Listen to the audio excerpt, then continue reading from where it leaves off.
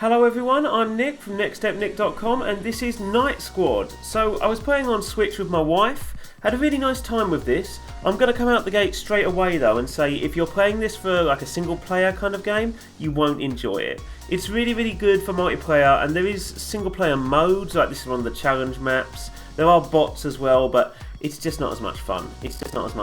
But as a party game, it's really good. So like I said, it's on Switch, so you can get up to 8 players on there, which I think would be really fun. It's a little bit of a cluster though, you can't really tell what's going on with that many players. But I enjoyed it, I had a lot of fun. Sparkles is my boy. Won quite a few games with him, so that's nice. We'll come back to the Knights though, because I've got things to say about them. But there's a lot of different game modes you can pick from. You then go into these massive brawls. There's stuff like capture the flag, there's stuff like domination, there's things like, for example, last man standing. They've got all sorts of different modes, and that's really good. I like the fact that there's a lot of different variation. That being said, the maps are very generic and similar at the moment, so hopefully that's something they address in future. So here's the main gameplay here. As you can see, you might notice the thing I'm going to say about the characters straight away. You can't tell who is who. There's not really any difference in the models at all. They're just top-down little blops, really. They look okay, but you're basically telling who's who because of the little arrows above their heads. It's a nice game, but I feel like they could really capitalise on the art style a little bit more. You'll see all these characters as well. They have these different sort of looks and supposed abilities, but none of them do anything different than any others. They just have the generic stab forwards or don't.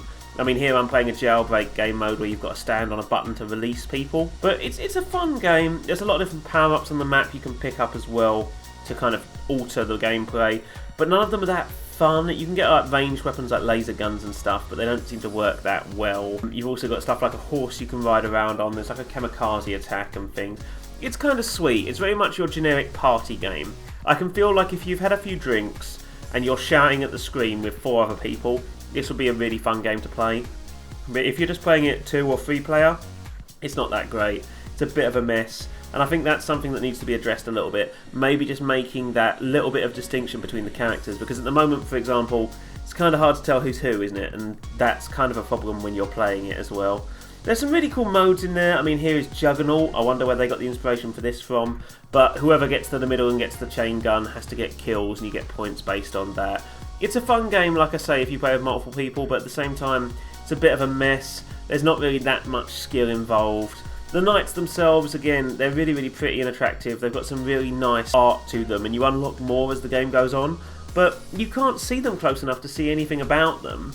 And it basically just relates to them being a little tiny blip on a map. So I think maybe indulge that a little bit more now and then. Maybe do something with that. Maybe like a little portrait underneath the scores, or you know, something just to really throw that art style out there a bit more, because at the moment it doesn't really lead in. I don't really want to unlock new Knights because they don't do anything.